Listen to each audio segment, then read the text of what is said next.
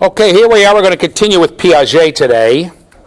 I just want to reiterate some of the stuff I said last time, or give you a summary here. For Piaget, development is a result of interacting with the environment, number one. Everybody agrees to that, more or less. Number two, development comes about as a result of the individual trying to make sense of the environment. Okay? Let's go to accommodation again. Let's go to the PowerPoint again. Wait a minute. I screwed up. Wait. Okay. Here we go. Okay. If you remember, okay, now we're back. Equilibration, is that what I call the driver mechanism, going to a more adaptive level? Equilibration means, okay, that human beings, okay, come back to me now, are making sense of their environment. That's what we have to do. Every living organism must have within it the mechanisms that enable it to interact effectively with its environment, and as it's interacting with the environment, to get better and better at doing it. Now, of course, in the end, all organisms die, but in the end, and for human beings, intelligence is one of our most important adaptive mechanisms. Right? Our intelligence is constantly growing, and we are, internal to us is this process of equilibration, which is a sub-process of accommodation, which is a sub-process of adaptation. This is one of our adaptive processes, equilibration. To take in, to make sense of the universe, to take it in, to try to understand it, and to build models of understanding. That's what each stage is. We're going to discuss the stages today. It's a model for understanding the universe. And therefore, when we acquire a skill, for that skill to be meaningful, when we acquire a piece of knowledge, for the piece of knowledge to be meaningful, it has to help us grapple with the problems that we are using today to try to understand what the universe is. So say, don't worry, you don't understand this, just learn it, it'll be good someday. That is not a Piagetian approach to education. Here, learn this skill, learn that skill, learn this skill. Eventually it'll be okay. Okay? Eventually you'll know what to do with it. Here, learn how to multiply. But what do you use it for? What do I do? I told you about what do I do with this plus take away, right? Times a gazinta. So I know how to do the thing, but it doesn't make any sense to me. I don't know what it means. I don't know what it's good for. Now, that doesn't mean it has to be good for some practical reason. Math within itself has an inner logic, an inner understanding, inner beauty. History does too. Historical processes. Literature does. So, read this book because it'll help you make $1 million. No. Read this book because there's a beauty to the literature. Art does. Music does. All the fields of human endeavor do. Okay? But they have to make sense.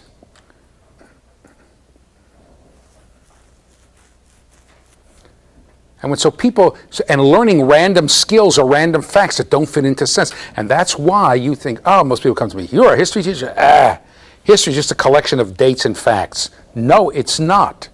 It's trying to understand historical processes that move people. It's trying to understand the nature of things and how they work. It's looking for processes within a given society, right? The arguments that Madison and Hamilton and Jefferson had, they're still with us today. Well, what about other countries? Can we look at those processes? Are there historical processes that go beyond? Okay? There was a person named Toynbee who talked about the rise and fall of civilizations. You could see civilizations when they were new, when they were growing, when they were rising, and then as they fell. Unfortunately, and then those people disappeared. Unfortunately, there were a few exceptions to the rule, and he got a little annoyed by that, but he's looking for broad historical processes. And sociology and psychology are all looking for sense, making sense of the world. And we make sense of the world by interacting with it and playing with it, not by filling a series of predetermined tasks that make sense to the person who gave you the task. Okay? And so, now I think we're ready to discuss the stages. Okay? These stages are the mental structure that the child constructs or the adult construct, that people construct in order to understand the world. And what's going to happen, Piaget says, we're going to get increasingly better understanding of the world. They're mental models of the world. Okay, let's go to the PowerPoint. So for Piaget, each stage is a mental organization, and let's discuss some of the characteristics of these stages. One, each stage represents a level of intelligence. Now, I've been hammering at you, come back to me I've been hammering at you and yelling at you and screaming at you about stages of intelligence making sense of the world. And I'm going to show you it doesn't take too well because it's so hard to understand this. Okay, I'm going to get two people here. Let me get two new people. Bring your chair, bring a chair, bring a chair. Yeah, bring a chair, bring a chair. I haven't picked on you for a long time. Bring a chair. Bring a chair so you can sit here. We'll have fun. You were never in the armed forces, were you? Never sit close. Sergeant picks at you. Okay, bring a chair, bring a chair. I think I just picked on you last week, didn't I? Well, tough luck. Come on. Bring a chair. Okay, here are two children. Here are my two children. Ready? Oh, you guys have another microphone for me? Maybe you can get me another microphone, so I have to take this off. Okay, we're going to get these children's age, their names. Tell me their names. Heather. Heather's 4. Elias. Elias is 12. Okay, Heather's 4. There's Heather 4. Now, I'm going to give you a little scenario. I'm going to tell you I asked the two of them questions. I'm going to give you the answer, and then I'm going to ask you a very simple question. We're going to have a vote. Okay. Sam's not here. I'll pick on two more people. Have I picked on you in a while? Come over here. Okay. Come over here.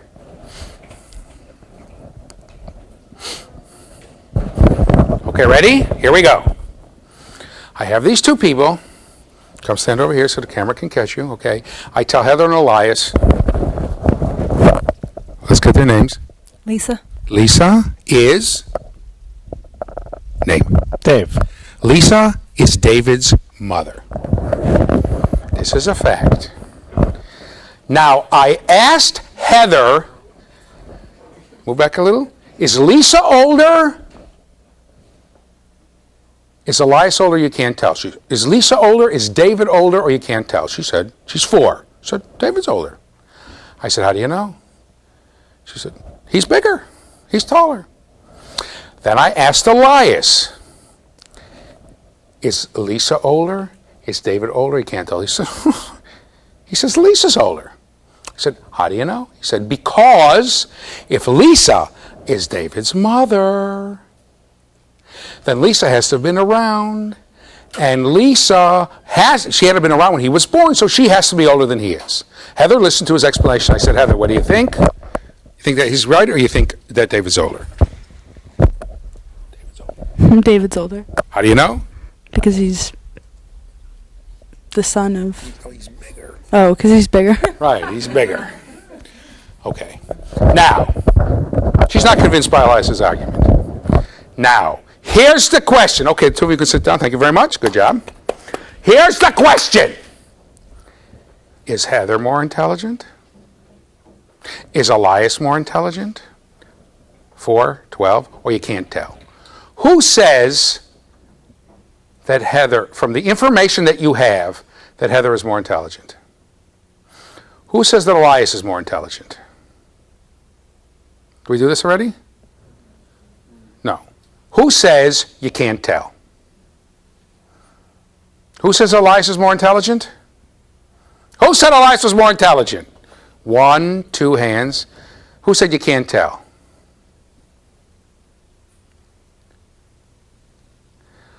Let's take another vote. Who thinks Elias's answer is a good, sound, logical, reasonable answer? Raise your hand. Everybody. And who thinks that Heather's answer is ridiculous?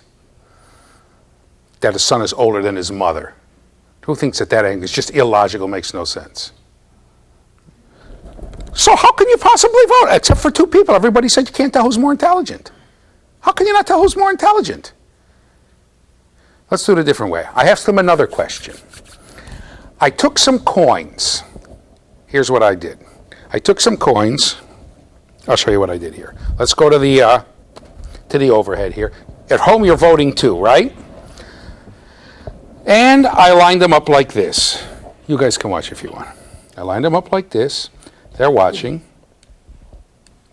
And I said to both of them, are there more coins? Whoops. I said to both of them, are there more coins in this row? In this row? The top row here? Are there more coins in this row? Are there more coins in this row? Or are they the same? They both said it's the same number of coins. And while they were watching, this is what I did. I left the top row the same. And the bottom row, I spread out. Or as kids say, I spreaded it out. I spread out. And then I asked them, are there more here? Are there more here? Or are they the same? Elisa said, oh, not Lisa. Heather said, oh, there are more here. It's longer. Elias said, no, it's the same. There are more at the bottom. She said, it's longer. I know I didn't draw this the same size. It should be the same. Elias said, no, it's still the same number at the top and the bottom. You didn't add any. You didn't take any away. It's still the same. Okay, come back to me. Okay? Now, she's 4, he's 12. Let's vote again. Now we have two pieces of evidence of how they're thinking. Who thinks that Heather is more intelligent? Who thinks that Elias is more intelligent? Same two people. Who thinks you can't tell? Okay, here's what's going to happen. You are now going to be required to turn your checkbook and your money and deposits over to one of the two of them for a month. And that person is going to handle all your finances for a month. Who's going to turn it over to Heather? Who's going to turn your checkbook over to Elias? Why? Each one is just as intelligent as the other one. How can you... I don't get it. All of you think... Who thinks that his answers are more intelligent than her answers? That they're smarter answers, they're better answers. So how can you say you can't tell who's more intelligent? Her answers are ridiculous. His are pretty good. How can you not tell who's more intelligent? Go ahead. Push it down, push it down. Because he's using a logic of a 12-year-old and she's using the logic of a 4-year-old. So that's right. I agree. He's using good logic, she's using rotten logic. So how can you think that you can't tell who's more intelligent? But you've got a 4-year-old thinking on the cognitive level of a 4-year-old. That's right. It doesn't necessarily dictate what her intelligence is. It just, she's working on a lower cognitive level. Yeah. It doesn't make her stupid. It doesn't make her less intelligent. Sure it does. Not to me it doesn't. Her answers are stupid. From his perspective, they're very bad answers.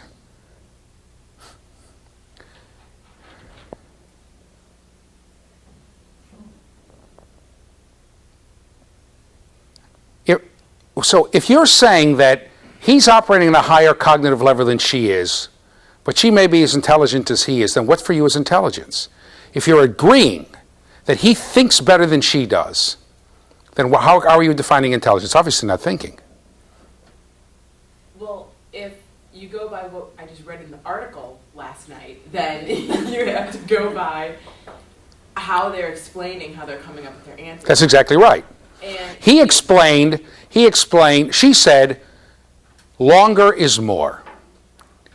Taller is older. He said, If they were the same before and you didn't add any, you didn't take any away, they're still the same. Right? And he said, look, a mother has to be older than a son because the mother had to have been alive to get pregnant and all that stuff to have the son. So his explanations are clearly better than hers. Well, yes, Hers stink. I'm not. Go ahead. They're not great answers. Go ahead, but What I'm saying is that by Heather at least offering, has she been made to understand that a mother is older than her son? What do you mean made to understand? By doing what? Has she been taught that Are you telling me that someone taught her that a son is older than a mother? Someone taught her that? No, but someone bigger would seem older. That's right. Not to me. Not to me. 4-year-old, Not to me. right? That's right. So If intelligence is not how you're reasoning, because you conceded that his reasoning is better than hers, then what is it? Then what is it? If he thinks better than she does, then how can you say, you guys don't want to take notes, right? Never mind. If he thinks better than she does, then how can you say that you can't tell who's more intelligent? I know what y'all think because she's only 4 and he's 12, right? I agree. Okay? When she's 12, I expect her to be that intelligent too. Right? Right now, I could ask some questions to him when he's 12 that he would give very lousy answers to. That the rest of us could give good answers to because we're at a higher level of intelligence than most 12-year-olds. We're formal operational. He's on the cognitive. Right? Like I would tell him, I had one guy, I could tell him, okay, all cats, let's get one other person here. There. All cats are blue. Okay? Name? Brandon. All cats are blue. Okay? You ready, Elias? Brandon's a cat. What can you tell me about Brandon? Yeah, that's not what you'd say if you were 11 or 12. You'd say, oh, he has a white shirt on, right? Or you'd say, what are you talking about? Cats aren't blue and he's not a cat.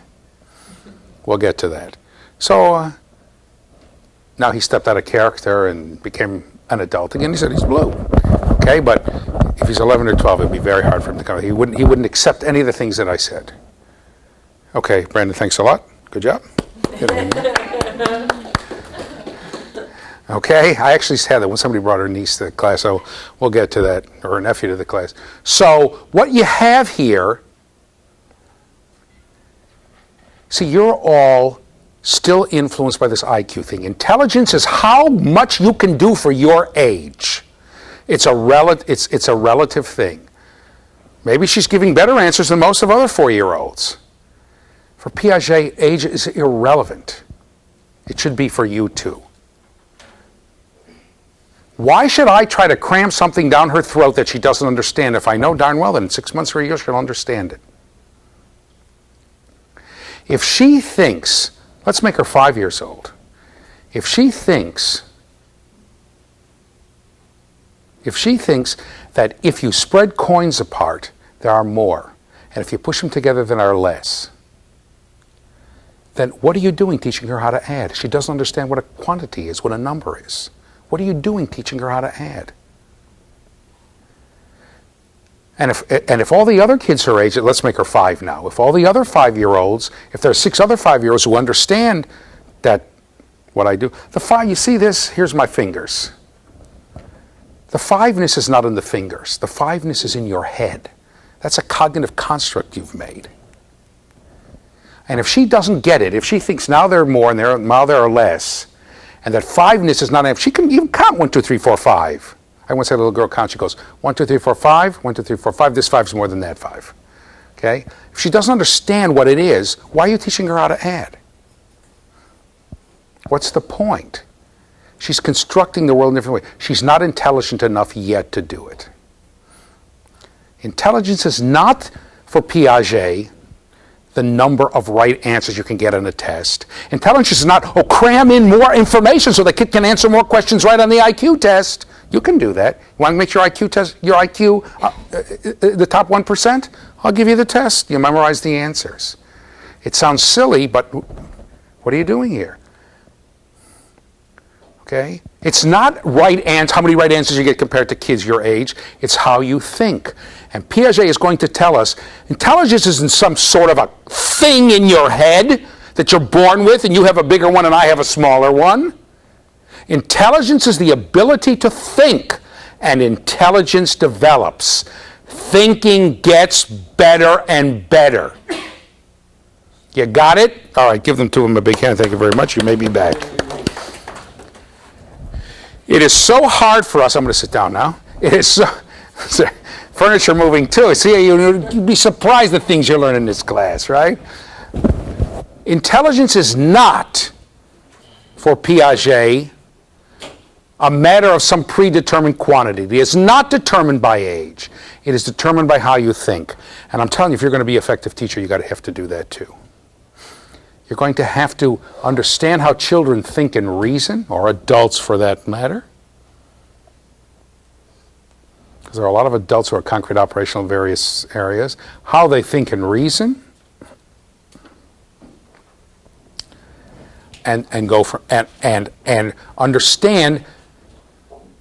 Okay, why and understand how this works. Now, understand that what they can learn is part of how they think. Remember, this is the same argument that I made about quality versus quantity. Okay, that for Piaget, intelligence is that for Piaget. Don't come to the PowerPoint. I'm just playing with it. Okay.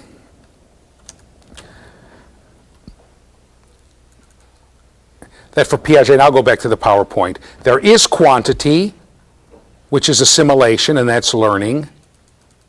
But there's also quality of thinking. And for him, your intelligence is a function of the quality of your thinking. Okay, come back to me now. So if I know the capitals of all the states, I'm repeating this again, if I know the capitals of all the states, and I still ask, is Texas bigger or is Austin bigger? I have some quantitative knowledge, but the quality of my thinking doesn't enable me to make any sense out of it. Do you understand what I'm saying? If I tell you the capital of Vermont is, anybody know the capital of Vermont? Push it down? Go ahead. Montpelier. I don't know how I know that. What's the capital of Maine? Anybody know? Is it Portland? It's not Augusta? It's Augusta. It's Augusta. There's a Portland in Maine, too. There's Portland, Maine, and Portland in Oregon. And by the way, if you get on a plane to Portland, Oregon, and you think you're going to Oregon and you wind up in Maine, you won't be the first one. Right? The Mayo Clinic is in Rochester, Minnesota. Every year in Rochester when I was growing up there, they would put the story of the person who would get off the plane in Rochester, New York, and ask, where's the Mayo Clinic? There are always 2 or 3 a year, right? You wouldn't be the first one. But in any case, if you know that Augusta is the capital of Maine and nobody else knows, and if you know what the capital of Sri Lanka is, anybody know? I have no idea. What is it? Push it down. Push it. Colombo. Colombo, that's capital of Sri Lanka? I believe you. Right? But if he's 6 and he says, but I think Colombo's bigger than Sri Lanka, or Montpelier has to be bigger than Vermont because it's a longer word, so you know, so what? So you have quantitative knowledge, but that you don't have the quality of your thinking doesn't enable you to make sense of it. So for Piaget, intelligence develops. Each stage, let's go back to the PowerPoint, is a level of intelligence. The 12-year-old person we had was more intelligent than the 4-year-old. That doesn't, because intelligence develops. As you get older, as you develop, you get more intelligent. Each stage is a qualitatively different, higher level, more intelligent way of thinking about the world. Okay? Okay? Come back to me. It's more adaptive. Adaptive. That's it. We don't change the way we think because I'm bored with thinking that David's older than Lisa. I think I'll think tomorrow Lisa's older than David. David and Lisa. Oh my God. Did anybody see that movie, David and Lisa? It is a wonderful movie made in the 50s about 2 kids in a mental institution. He was compulsive. He hated people touching him. He could make no human contact. And she was schizophrenic. And they became friends. It was a wonderful, wonderful movie. You ought to go see it. Probably I'll see it now and say, but it was really a very touching movie. You ought to go see it. I see a girl, a pearl of a girl. Anyway, man. Anyhow, so each stage, you think better. It's more adaptive.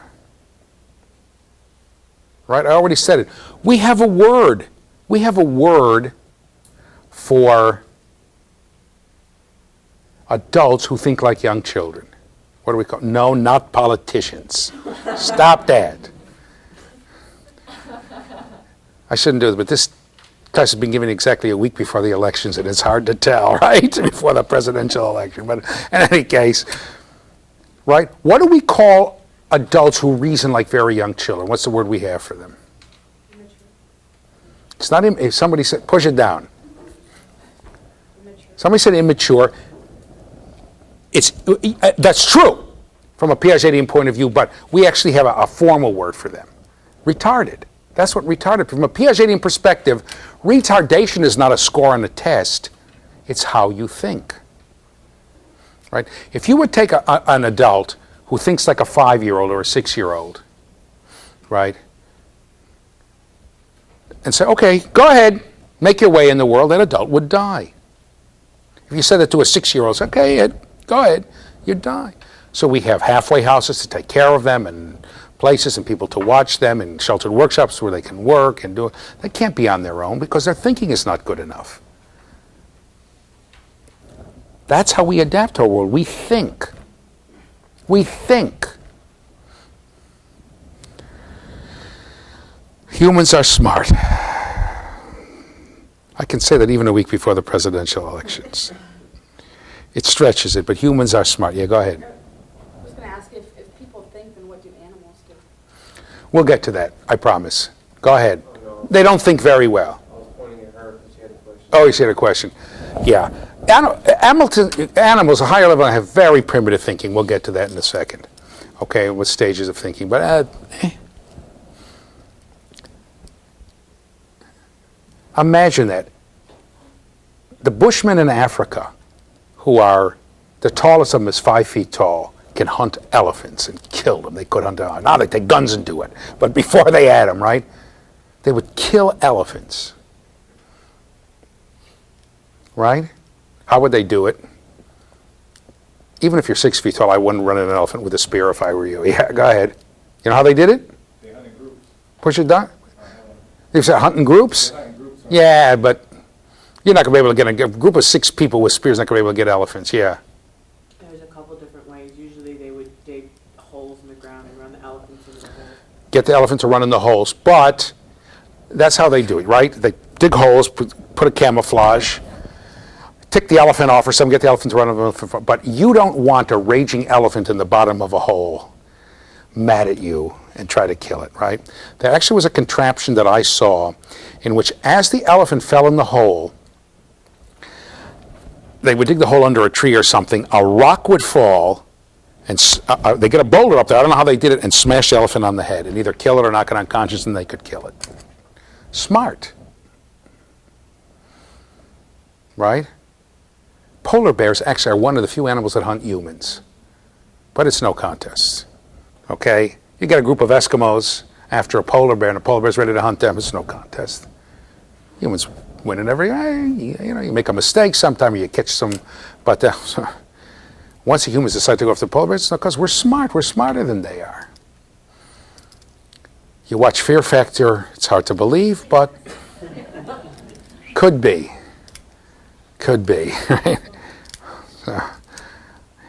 What happens when aliens come and they say, we want to eat human flesh, but if they're an intelligent form of life, we won't. We won't wipe them out. And then they watch Fear Factor and absolutely convince them we're not an intelligent form of life, right? That would be it. Done. Or now they have a one where people are going around snooping around in other people's houses to see how dirty they are. There's a new show they're putting on. That's got to be more boring than this. I mean, come on, will ya? Anyway, so our thinking develops and we become better and better adaptive to our environment, better and better to do it. And adaptive, it means two things. It means, number one, It means able to survive, but it also means being able to do things better. I can't explain it, right? When you get a new form of art, a new form of architecture, right? It's adaptive. There's something about it. It takes the next step. It takes thinking to the next level. We'll get to that. Okay, let's go back to the PowerPoint. Each stage develops as a result of the individuals interacting with and adapting to the environment. The stages are not wired in. Come back to me so I can yell it when people can see me. The stages are not wired in. That's probably the 40th time I've yelled it. I don't care. I'm going to do it some more. This is how it works. I think I drew this already. I'm going to do it again. Come, let's go to the overhead. Okay. That big E is the environment. Remember this? Didn't I draw this already?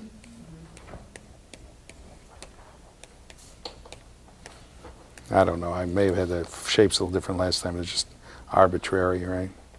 Okay? We're always interacting with the environment. And it is this interaction that causes us to develop. Okay? For those of you who are interested, if you took philosophy, this is a Hegelian model. This comes from Hegel. Your way of thinking is the thesis. The environment presents the antithesis. And through the interaction of the way things are and the contradictions in the environment, you develop the synthesis. The new stage is the synthesis. This is pure Hegelian thinking. Does this make sense to anybody? Right? All right, for those of you who come back to me, this is like Marxism. Marx says there's a society. The society is working well for a while. The very act of working well causes contradictions to come out in the society. There's a tremendous contradiction between feudalism and the demand, and so you develop the next stage, capitalism. And then and the capitalism will work well for a while, but ultimately the very job of working well points out the contradictions. You develop the new stage, which he said was socialism. Marx was right, except he predicted the wrong thing. It wasn't socialism that came after capitalism, it was bureaucratism, right? After capitalism comes bureaucracy. I'm making a joke. Nobody's laughing. All right, what can I tell you? All right? You understand what I'm saying? This is the idea that it is through that a certain way of thinking enables you to do very well in the environment. But the better you think, the more you're able to take that thinking and apply it to the environment, the more facile you become with it. The more of a master, my professor used to call it virtuoso, the more of a virtuoso you become with that way of thinking, the more you realize that there are certain problems in the environment it cannot solve. Okay? And then there begin to be contradictions, and so you develop the new way of thinking, and so on. And finally, okay, let's go back here. The stages develop in a universal, invariant sequence. The sequence is always the same, and it's universal. Come back to me now, okay? If you run into people who are radical multiculturalists, everything you are is your determination by your society. You're a product of your society, which is radical learning theory, basically. You are completely shaped by your environment. They don't like Piaget. Because Piaget tells you there are things that are universal. The stages are universal. There's certain universal things to being human.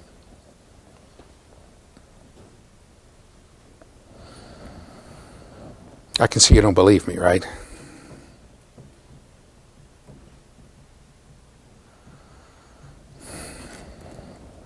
What the heck, I got a little ahead of schedule. It gets me annoyed. Tell me some things that are universal to all human societies or to all human beings. Not physical things, but social things. What do we find in all human societies? Families. What? Push it down. Families. Okay, let's go over here. We're going to make a list. Family. We have different things, but there's family. What else? Come back to me. What else? Okay, well, no, you don't have to be on me. What else? Put it on here. What? Religion? Religion. Okay, come back to me for a second. What about Marxists? What about atheists? Once I heard a Marxist and a very religious person having an argument, and they're arguing. Finally, the religious person, says to her, the atheist, the Marxist, he said, I'll tell you what. I'll concede that God may not be God if you concede that Marx may not be God. Right? What he's saying to her is, here, come back to the overhead, that Marx for you serves the same purpose that God does for me, some sort of ultimate cause, some sort of ultimate reality, some ultimate meaning. Some people say science, right? What else is universal to all humans, human societies? Go ahead. Well, it's like a smaller thing, but we learn how to talk, like the language that we're in, or whatever we're in. Language! Come back to me for a second. Now we're going to get really behind schedule. I don't have a board here saying that, okay, not only is language universal to all human beings, two things are universal, right? Verbal language and expressions. That can be different. In the Middle East, this means, wait a minute. The Israeli tourists are warned when they go to Italy, don't do this, like where we go like this, wait a minute. Don't go like this, wait a minute, or you'll wind up, right? People beat the hell out of you because it means something else in Italy, right? So the signs may be something different, but all we have signs. And all human languages are the same. If we had a board, I would show you that. We have people in many different languages here. All human languages are the same. Noam Chomsky says that. I'll give you for instance. All human languages have the same 8 parts of speech. I'll start. Nouns and verbs. What else? Nouns, verbs. Push it down when you have one. Got 2 nouns, verbs. Who's got another one? Push it down. Did you say it? Adjective. Adjective. Preposition. Adverb. Pronouns. Preposition. Prepositions. Conjunctions. No, direct object is something that a noun does. Interjection. Interjection and pronouns, right? Most people forget interjections, right? Nouns, pronouns, verbs, adjectives, conjunctions, prepositions, and interjections. All human languages have those 8 parts of speech. Now, all of you are thinking, well, of course they do. You couldn't have a language without 8 of them. And if you didn't have one, you'd be stuck. That's right. That's the point. You can't think of a way to have a language without that because you're human. That's how human languages are. What else is universal to all humans? Yeah. Emotions? Emotions. What else? What else? Think about how human societies are organized. Traditions? Like what kind of traditions? Traditions is right, but I want to break it down a little more. I want to say like holidays. That's right. Holidays and certain special holidays and days off, etc., etc. It's universal human language. So what else? Say it again. Government? So government, some sort of political system. All human societies have it. What else? Go say it again. Economic systems. An economic system of some sort. What else? I got tired of writing. We'll just. What else?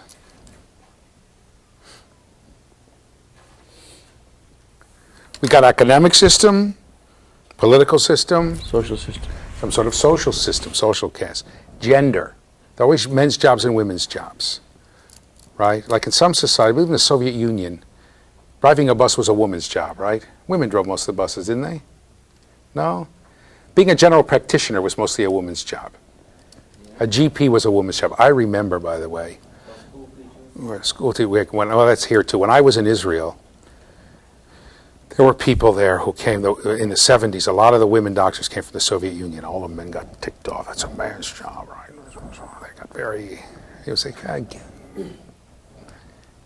you know, live with it. Get over it. What do they say? You know, come on. This is when Israel was sort of, it was just before the feminist thing was taking hold around the world, right? So, for instance, in our society, farming is a man's job, basically. At least it always was. In the Iroquois society, it was a woman's job. The men were the hunters. But they're always, so it's changed. But there's always women's jobs and men's jobs. And our job, driving a bus, by and large, is a man's job, unless it's what kind of bus? Then it's a woman's job. A school bus, that's mostly women. Now things have broken down a little now. We have men driving school buses, we have women driving regular buses, but that was traditional. But it didn't matter. There are still gender differences. What else is common to all human societies? Go ahead. Death.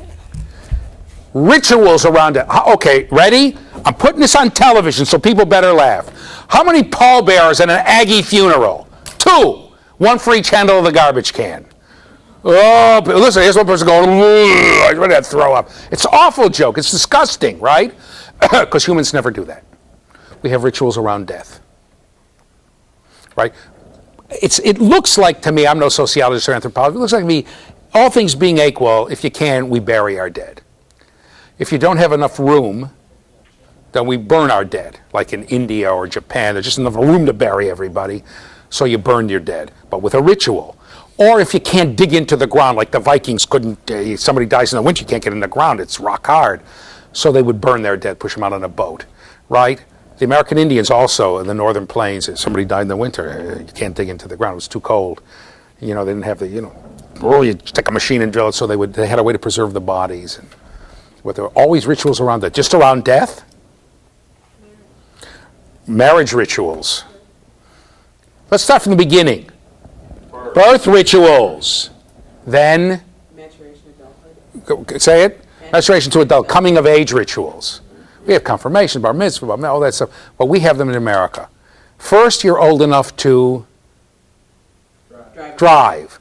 Then you're old enough to vote. And then you're old enough to drink. Right? And then you're finally an adult. You see? It takes a long time. We have what Erickson called an extended adolescence, but we have that. Okay, and then marriage rituals or mating rituals and marriage rituals. In some societies, mating rituals and marriage rituals are very close. Some, they're not. Okay? Death rituals. We have rituals around all that, all the life processes. All societies have that. Gee, anything else? Come on, you forgot the most important. What makes us humans? I'll give you a hint. What? Say it again? Birthday celebration. Yeah, birthdays. I'm not sure all societies have that, but birthday. Yeah, go ahead. It would be something along the lines of war or... Yeah, it's some sort of defense. He doesn't have a microphone, so I forgive him. Some sort of defense, some sort of way to defend ourselves. Yeah. Artistic expression? Artistic, like? Music or drawing? Music. What else? Drawing? Drawing, art, etc. Music, art, dance, right? I'll tell you something very interesting about that stuff too.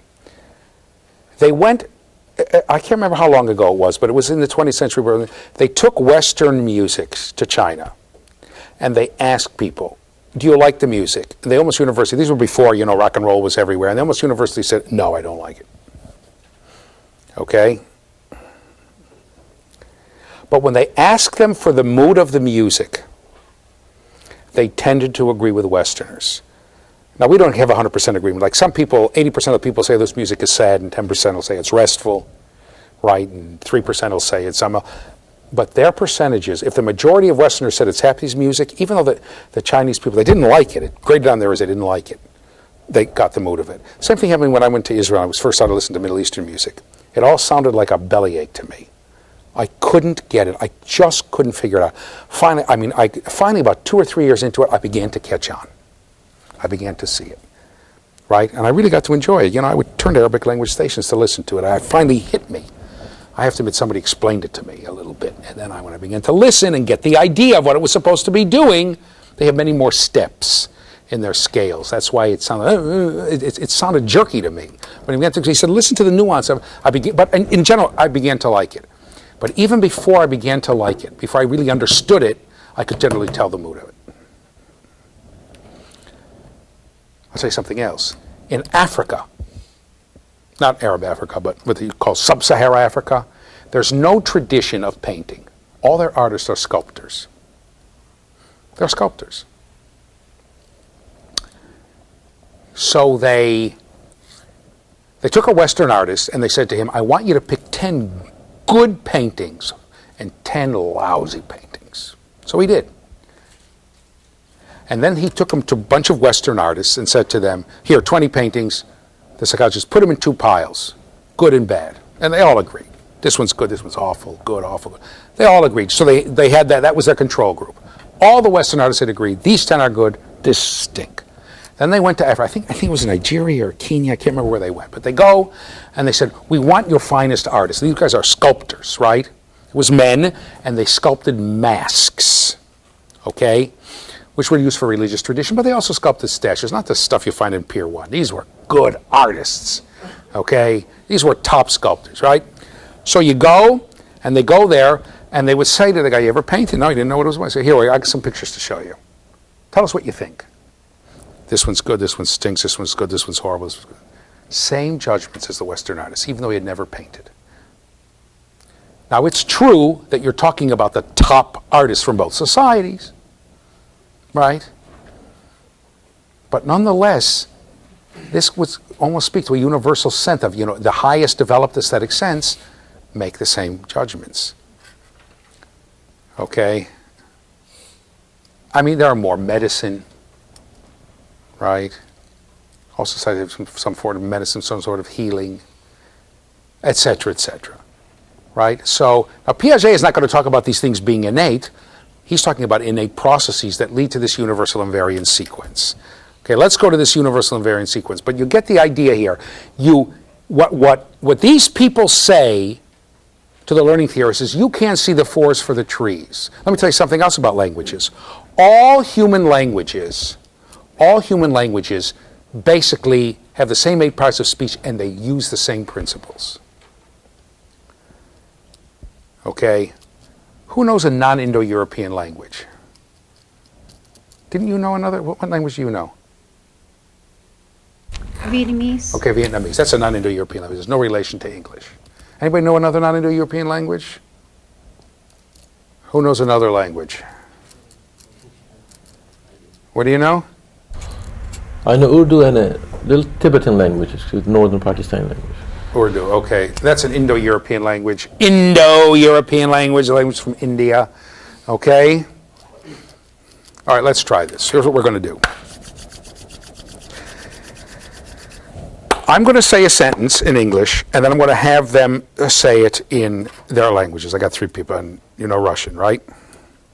Okay. I want you to say in Urdu, it says a he day? Okay. Okay. The man kicked the ball. Push it down so we can hear. उस आदमी ने ball को लात मारी. How do you say man? आदमी. Now say it in Vietnamese. The man did not kick the ball. Thằng nó không có đá trái banh. Okay, how do you say man? Push it down, push it down. Which word is man? Thằng. And say in Russian, did the man kick the ball? Push it down, push it down, push it down. We got native speakers here, so I know what I'm up to. Мужчина ударил мяч. How do you say man? Push it down, push it down. Мужчина. Okay, so here's what I'm going to do. I'm going to teach the computer to talk. And I'm going to say, every time you make a statement, make it in Urdu. So when you make a statement, the word for man is? आदमी. Every time you have a negation, okay, you do it in Vietnamese, right? So the word for man is, and a negation is? The word negation? No, the word for man. Man, okay. Thằng. Tang. So if you say the man did not kick the ball, you have to say tang and stop saying, how do you say man in Urdu? आदमी. Admi. And if you have a question, the word for man is? Push it down, push it down. Push it down. Мужчина. Mushina. You see, in Russia, if you ask question or you make statement exactly the same, Of course. your voice Right. makes difference. Okay. Not in literary Russian though, right? No, Yeah? мужчина, Okay. мужчина ударил Okay. мяч. But I could still do that, right? But no human language does that. They make what's called transformations. You take the basic subject verb, man kicked, and you play with it. You have the subject side, which has the adjectives, or a pronoun, and the nouns and the pronouns. You have the verb side, which has the, etc. All human languages make transformations. No human could do this. It would drive you out of your mind. I know people who are absolutely bilingual. Okay? Absolutely bilingual. And I say, what I want you to do, I give them something to read, okay? And I say, okay, I want you to make all the negations, everything that's a positive statement in English, everything that's a negative statement, this is my cousin, in Hebrew. Drove them nuts. Then I took my mother. My mother is, she knows Yiddish, which is the language of the Jews of Eastern Europe. She knows as well as English, as we started at home. And her Hebrew is almost that good. So I gave her something to read in English. That's what she went to school, so that's what I'm going to. I said, I want you to translate this I want you to translate this from the English. And all of the sentences that are sentences, I want you to say them in Hebrew. And all the sentences that are questions, I want you to say them in Yiddish. And just go through and start translating and say it. She got to the fourth sentence and she started off. She fell all over herself.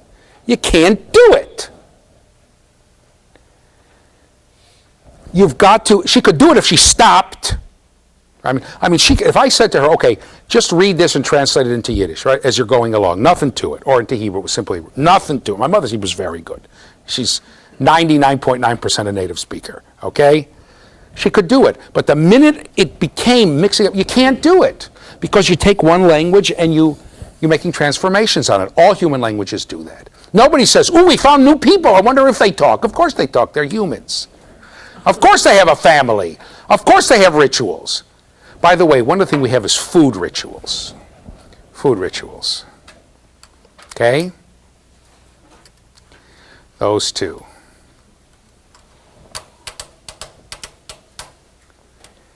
You ready?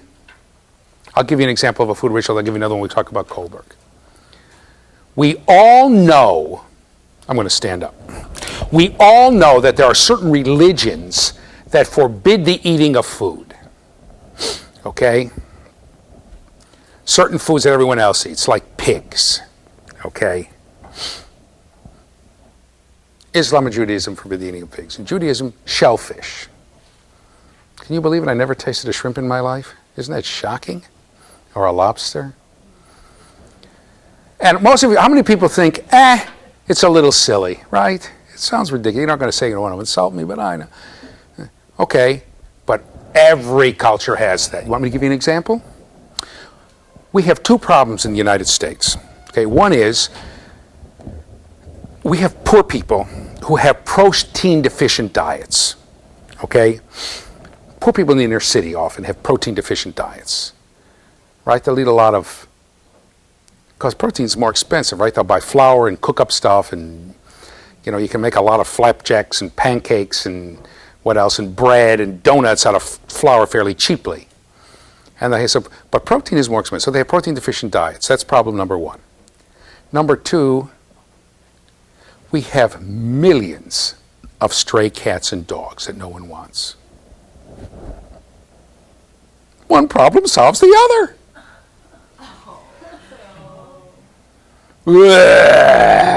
Right? Not only that, but most of these people in the inner city are living in places where there are thousands of cockroaches running around. Very high source of protein. There are societies where people eat dogs, and there are societies where people eat insects. So if you think that these religions are not rational about their eating habits, you think about yourselves, right? Oh, you're going to eat. As a matter of fact, they actually had a program here at the medical center to take people who are very poor. You can basically raise rabbits for free.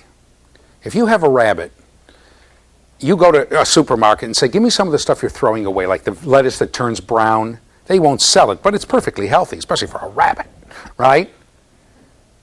They'll get food that it's not, that's turning a little, or that it's not the right shape. There are carrots that come shaped like this, and they throw them out. But you can feed it to an animal.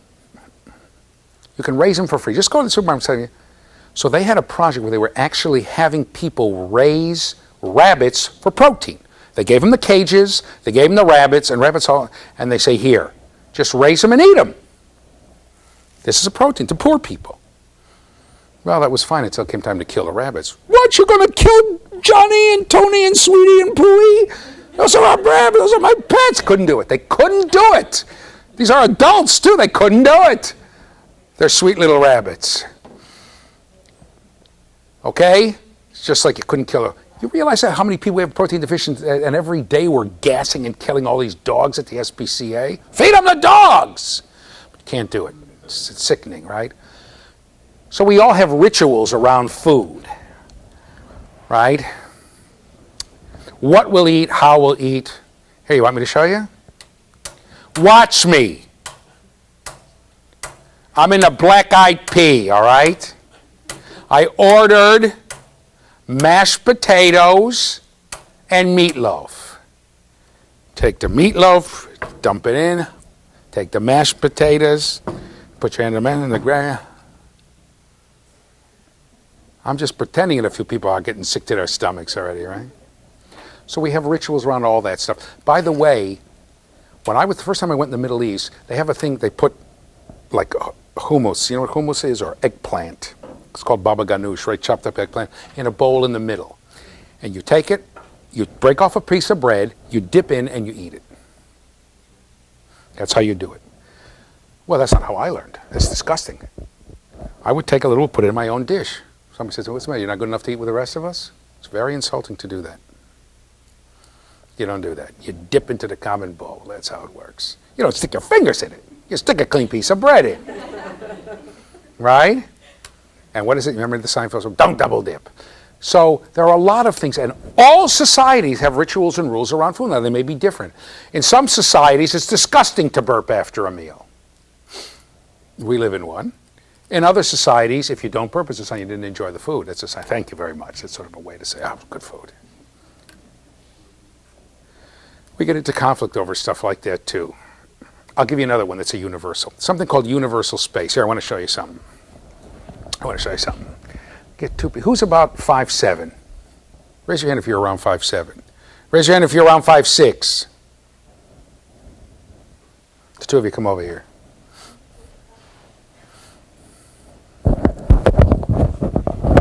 Name? Heather. Heather's name hasn't changed. No. Name? Monique. Monique. Ready? Okay, Monique. Come over here. Stand there and close your eyes. Close your eyes. Close your eyes. Okay, Heather. I'm going to... close your eyes! Look at her. Look at her. Okay, open your eyes. Open your eyes. Okay. Look at her. She's like this. Okay. Get away from me. Okay, stand where you guys are going to stand if you're going to talk. Is that about right? Yeah. That's called personal space. Right here, right between them, is their personal space. Right? Here, take a step back. Too far away, isn't it? If you're going to have a conversation? Yeah. If you're going to talk to her, go ahead. You're going to stay. Where would you stand to talk to her?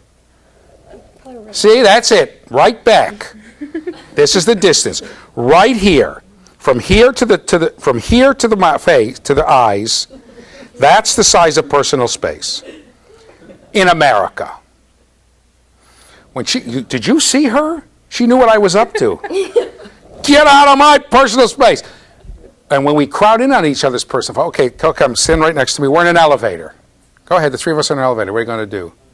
Stand face the front of the elevator. Okay, go ahead. Notice, look straight ahead. Don't look at people up in the air. You know, so when people talk in an elevator, you get very nervous because we're all in each other's personal space.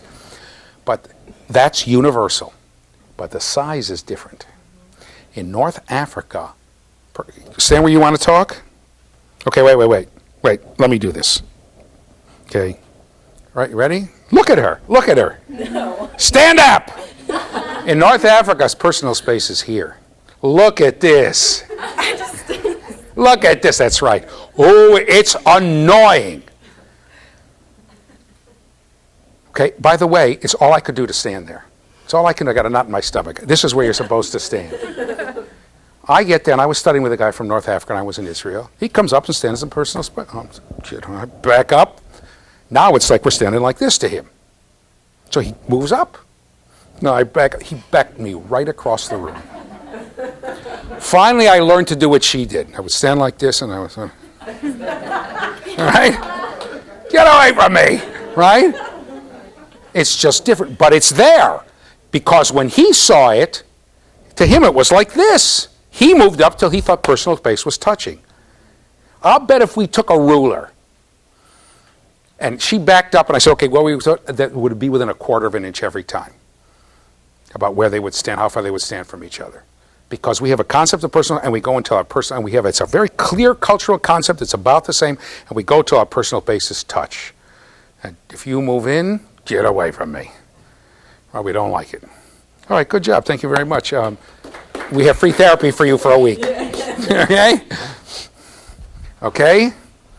We don't like it, right? I mean, you saw Monique's reaction, that's typical. Get away from me. That's typical. We don't like it. That's universal, okay? But Piaget says more than that. Here, let's go back to the PowerPoint. The stages develop in a universal invariant sequence. Now, the sequence of stages is not biologically wired in, but it's universal because, number one, we all have the same genetic inheritance, the same ability to adapt to and organize our environment. We're all born with that. Okay, come back to me for a second. The child who is being born right now in the hospital, as we're sitting here, right, organizes and adapts every bit as well as you do. Let me show the intelligence of a newborn. That's how they are. Go! Kid's 2 weeks old. Go! Come on. It's a terrible thing to do. But that kid organizes and adapts just as well as you do. It's just, today's a he day? Yeah. That he's been doing it only for a little while. You've been doing it for a long, long time. That's how you moved up the sequence. So we all organize. You don't adapt any better. You just do it for longer. And let's go back to the PowerPoint. Here's the big one. We all have the same environment. Big question mark? Yes, we do. Because the laws of nature are the same everywhere in the world. That for Piaget is the key. Okay? Okay, come back to me for a second. We go inside a volcano, and inside the volcano we find that there's a society of humans that got trapped when the volcano got hot. And they live inside back in a cave from the volcano, and they can't get out because the volcano's too hot. And they've been living there for thousands of years. They've had no contact with any other human beings. There's a tribe of them. They live in this massive cave in the ground. There are a couple hundred of them. I know, what do they eat? There's water. I don't know, just pretend with me, right? If I take an object in that cave and I drop it, what happens? It's going to fall. The laws of nature are the same. We don't learn about things, we learn principles that we apply to things. Let me give you an example. Wait, maybe I can go back here. Let me give you an example. No. Let's go, okay? Let's go to the overhead, okay?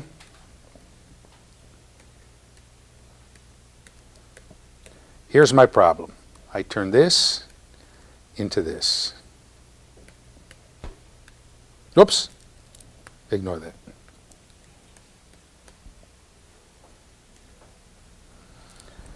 Ignore this whole thing.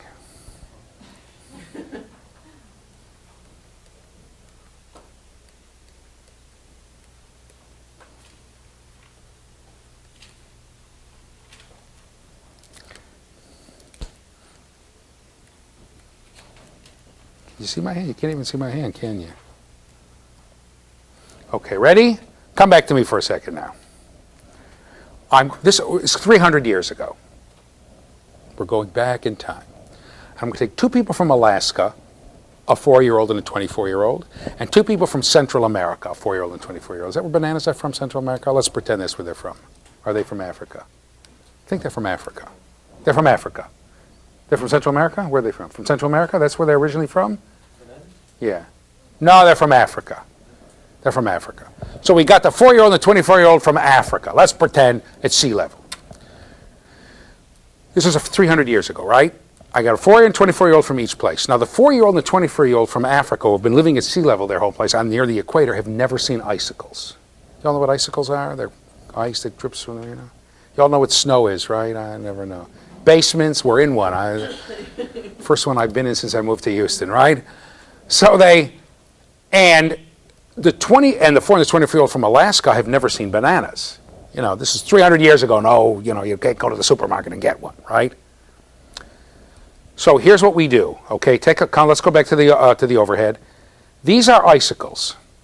I line the icicles up, and it's the winter in Alaska, and I ask the 4-year-old and the 24-year-old, are they the same here, or does one have more? They both say it's the same number of icicles, and I do this. The 4-year-old from Alaska is going to say, well, you still have the same number of icicles, you didn't take any away. The 4-year-old is going to say, oh no, this is longer, there are more. Now if I take the 24-year-old from Africa and show it to him and say, you know what these things are? He'll say, no, I have no idea. He'll say, but I know darn tootin' that there's still the same number here as here. Didn't do anything. And, right? Even though he's never seen them. Now let's pretend they're bananas. The 24-year-old from Alaska who's never seen a banana is going to tell you, look, I have no idea what they are, but I'm telling you, just spreading them apart doesn't make any more. And a 4-year-old from Africa who just ate a banana for breakfast an hour ago is going to tell you, no, there are more here than here. Principles of quantity, of time, of space, of causality, of geometric proportions, etc., etc. Those things are all universal. It doesn't matter whether you dropped a pencil in Houston or Hong Kong, right? Or in Honduras. It doesn't matter where you drop it. Where's an H in Asia? I don't know. It's going to fall because the principles of gravity are the same. What? Hokkaido. I don't know where that is. Japan. I thought it's in Japan, right? Doesn't matter. The principles are the same. The laws of nature are the same. Okay? So the sequence is invariant. Okay? Now let's talk about the stages. Let's go to the stages. What the heck? Okay? I got it here somewhere. Okay. Wait a second. Let me check here for a second. Yeah, let's go to the stages, okay? Okay, let's go to the overhead. Here are the stages. Oh, thanks for getting my picture there. Sensory, motor, pre-operational, concrete, operational, formal, operational. All right, there you go. You got it all now? Okay, you notice there's a little question mark by pre-operational because it's not really a stage. One day you're going to run into somebody who's going to say, oh, you studied Piaget from some guy and he told you pre-operational stage, you don't know what he's talking about. It's not really a stage. Some people call it an extension of sensory motor thinking. Some people call it a preparation for concrete operational thinking. But we're going to treat it like it's its own stage. It's easier that way. Okay? Because each stage has a purpose to which you're striving. And this one, from pre-operational, doesn't really. But we'll get there. Okay, you got it? So let's just talk about these one at a time. Okay? Let's go to sensory motor. Okay. You better get my picture out of there for a second. Sensory motor intelligence. This is infant intelligence. It ends basically when kids begin to talk or understand words, you're in the next stage, you're in pre-operational. Intelligence is in the senses and in motor activities. We know, we learn, we develop by physically acting on the environment. Okay? Okay, come back to me. I'm going to show you some sensory motor intelligence. Let me pick on somebody else. Can you get the camera on the last row? Can you get the camera on her? There we go. Tell us your name. Erica. Erica. There you go, Erica. You want this pen? Okay. I'm not getting it for you. You got to go get it. I'm not getting it for you. Go get it! Oh, okay, get it. Whoa, stop, stop. Go back where you got it. No, that's fine. What was intelligent about Erica's actions? Go sit down again. Here's the pen. Here's Erica. What does she have to know to do to get the pen? What does she have to know how to do? She can't bend over. She bends over, she's going to knock into the desk. Say it, go ahead, push it down. He had to stand up and walk around to where the pin was. That's right. Want to do it again, or should I just give it to you? She had to walk around where the pen was. Knowing how to do this, and I'll tell you something, somebody asked about animals. Piaget, I don't want to go into details here. I do it in the doctoral course, but I can't because most of you are not going to work with very young infants, or people are so severely retarded. I don't know what the correct word is, but I still say retarded, that that they're functioning like this. But there are 6 substages to this, and animals can go through at various points of these 6 substages, and then they sort of get lost, and then it's right. Then the rest are after sensory motor, it's all human intelligence. But I'll give you an example. You have a fence, and the fence, you can see both ends of the fence. And we know from previous experiments, we've done other things, that a chicken and a dog can both see the end of the fence. Okay? And that they haven't eaten for a day. You take the chicken, you stick it on one side of the fence. It's a chicken wire fence, so you can see through it. It's just, you know what chicken wire is, right? And on the other side, you put some cornmeal. And the chicken goes there, goes, bok, bok. It's as I saw a film like this, bok, bok, bok, and squawking and squawking, and it's pushing for the corn. Can't get through. And it's pushing and pushing, it's going, it's getting through. And then they make a noise or make up a light so the chicken looks at the end of the fence. You can see the end of the fence, right? Turns around, nothing, right? Anybody who's worked with chickens are so stupid. There's nothing more stupid than poultry. Than chickens and I'm talking about domestic poultry. I mean, they're so dumb. I worked farming turkeys and bananas. Believe me, bananas are smarter than turkeys. Believe me. You can take my word for it. Then they take a dog. They put the dog on one side of the fence and a steak on the other side. The dog hasn't eaten for a day, right? The dog pokes once, twice, looks around, says, what am I nuts? Runs around the fence and gets the meat. Chicken can never figure that out. So Erica, you're smarter than a chicken, and as smart as a dog, right? Beyond that, we don't know, but you're at least as smart as a dog, okay? Actually, when I asked her, what's your name? And she said, Erica, that's a sign she's smarter than a dog, too. But, okay? So, the idea is, for pre-operational reasoning, okay, what's happening is what you're doing here. Let's go to the PowerPoint for 1 second. The infant comes to learn and understand the environment through the use of senses and bodies. And what you're trying to do is understand your place as an object in a world of objects, and to understand the physical and causal relationships among all these objects. Okay? That's what you're up to here. Come back to me for a second if you can. Okay, so in other words, Erica understood that relationship, that in order to go from point A to point B, this was in her way, so she had to walk around. The chicken didn't understand it. Okay? That she had to walk around. Piaget did that with his daughter. He held up, she was reaching for something, right? And that he had in one hand. And every time she reached for it, he put his other hand in the way. And she just stopped, other hand in the way. A couple months later, he did it, and she'd either slap his hand aside or reach over his hand to get it, right? That same kind of thing.